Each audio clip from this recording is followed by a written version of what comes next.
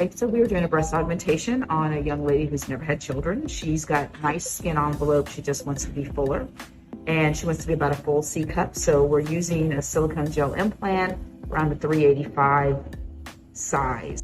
One of her breasts is a little bit smaller than the other, so we're going to use two different size sizers to see if we need to use two different implants to create better symmetry.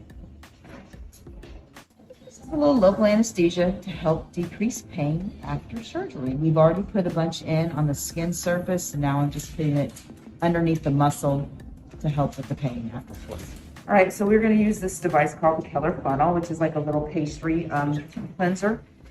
It allows us to slide the implant into the pocket without the implant touching the skin, because there's bacteria on the skin and that can lead to infection. So we're going to squeeze that implant into the pocket, kind of like that.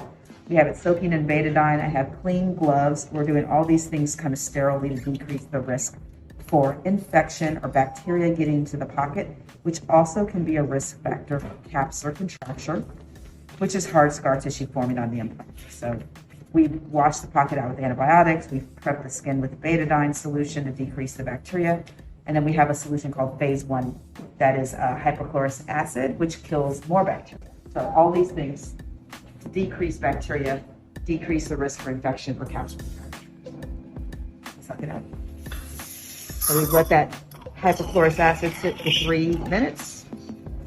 We've prepped the skin with betadine. Implant doesn't touch the skin, and it slides into the pocket.